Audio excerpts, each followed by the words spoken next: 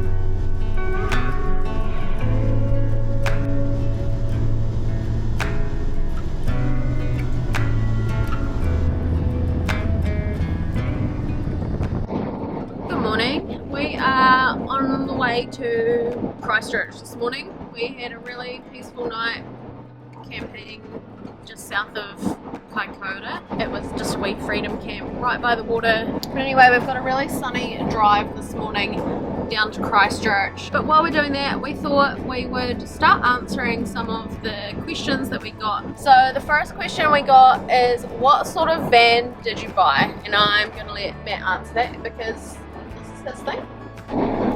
So we bought a 2025 Mercedes Sprinter all-wheel drive, long wheelbase. It's the same as your conventional long wheelbase Sprinter, but it's all-wheel drive. It's quite a lot taller, and it runs on a much bigger all-terrain tyre. It's cool. It's got heaps of ground clearance. It still drives really nice. And we bought that through Jayco, and there's a couple of reasons why we ended up going with a Jayco, because we did think about building out a van or a bus ourselves when we decided that we wanted to go full-time travelling, but there was reasons why we ended up getting a pre-built, and Jayco just had the layout that we liked the most. We were able to beef up like all the electrical.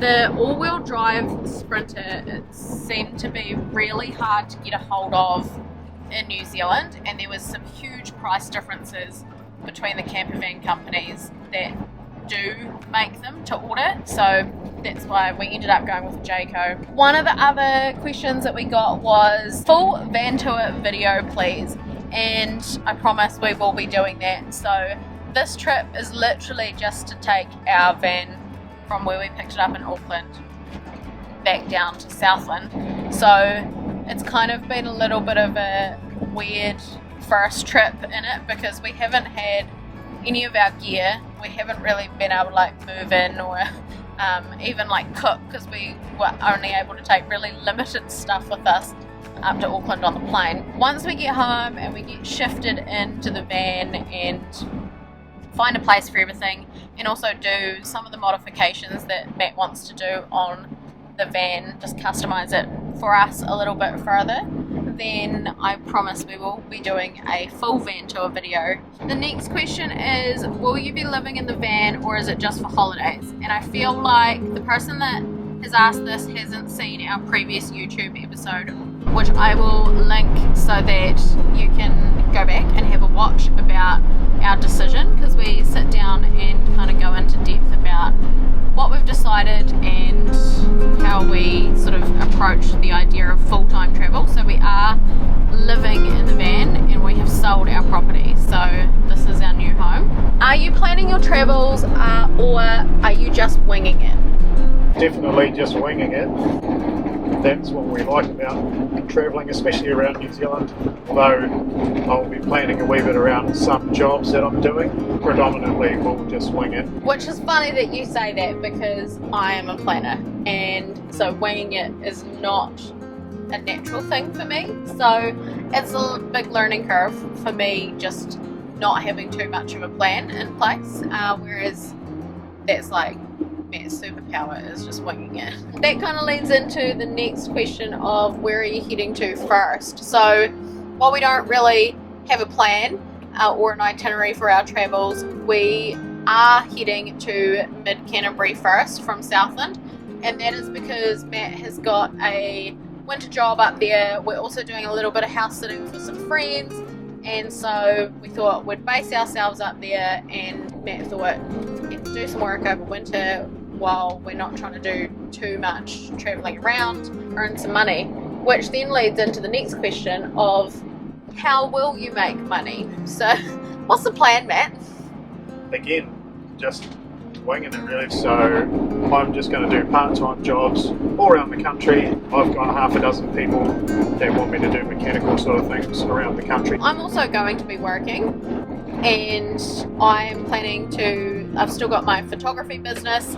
I have got work planned for spring already in Southland for photography, so that will kind of tie in well with being home for Christmas and being with family. But I'm also going to be doing photography on the road. I've kind of got some ideas and some plans in place for that. A couple of other income streams for myself. I would love to be able to do something else remotely as well, which I've got some ideas for, because it'll be nice to be able to have like one of our incomes be something that we can do from anywhere. We don't have to base ourselves somewhere for a job. So I'm hoping that I can kind of fill that space. I could do a budget video on like how we're running our budget and what it's kind of going to cost to do this lifestyle. So let me know in the comments if that is something that you would be interested in, sort of knowing like the cost of a full-time traveling lifestyle. I've got an idea of what our budget is going to kind of look like and how it's going to be structured. However, obviously it's going to be a bit of trial and error for the first few months, just finding our feet with that. But obviously some of the costs are already locked in.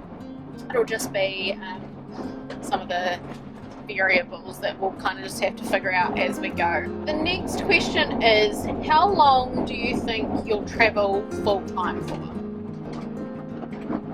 As long as we possibly can, really, isn't it? Yeah, we set out to do this without a timeline. Again, just winging it. And for once I just haven't overthought that part of it. Obviously long enough that it made sense for us to sell our property and buy a brand new vehicle without putting a time limit on it. I would say at least the next 10 years. Right? At least. Yeah. Yeah.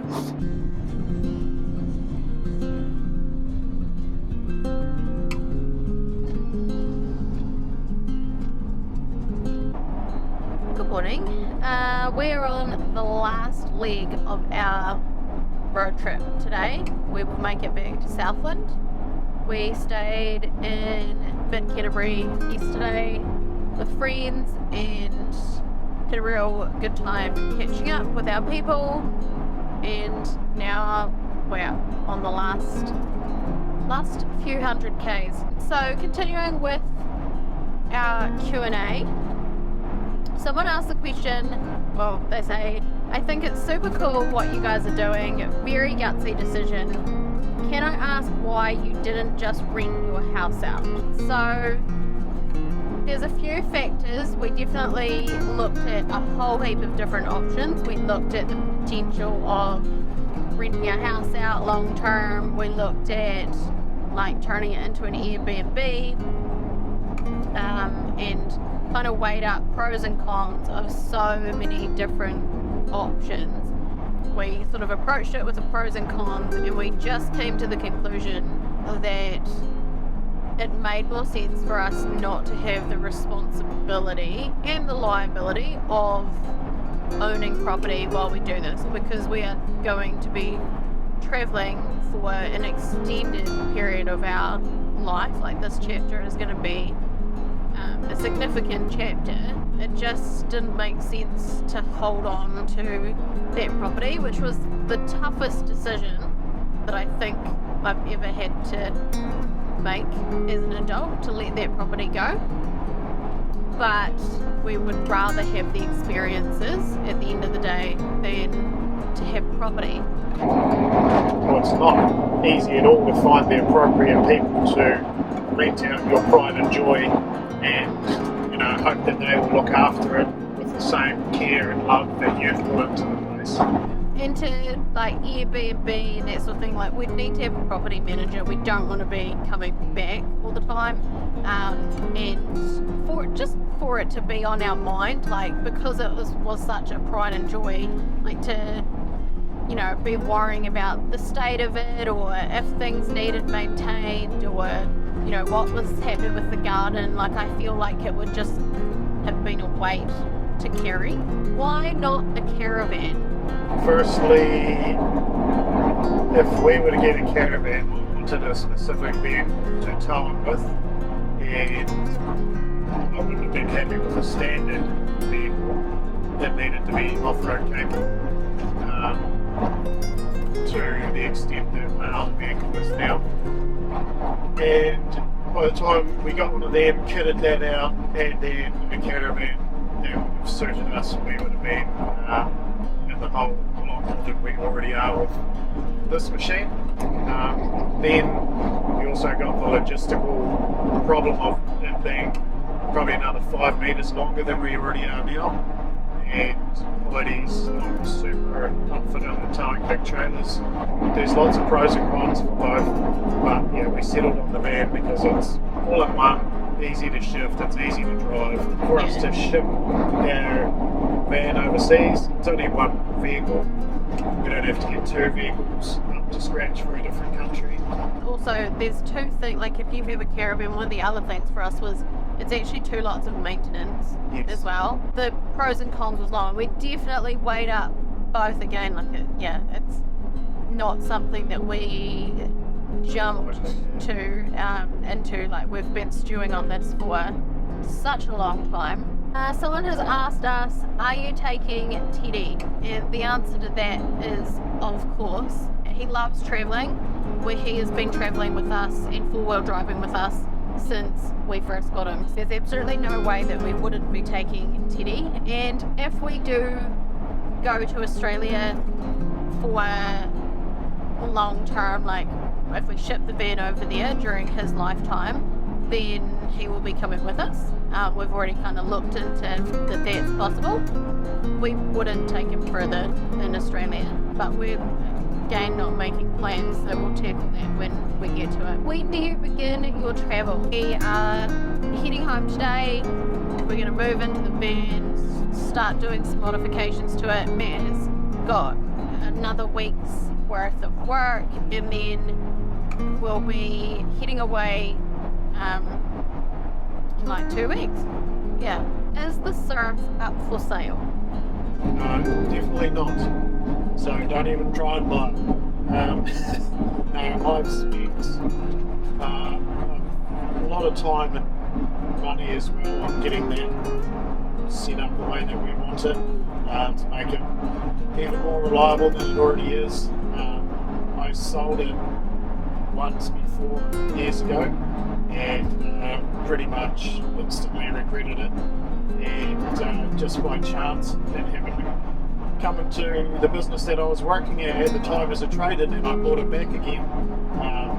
And yeah, I said I'll never sell it again.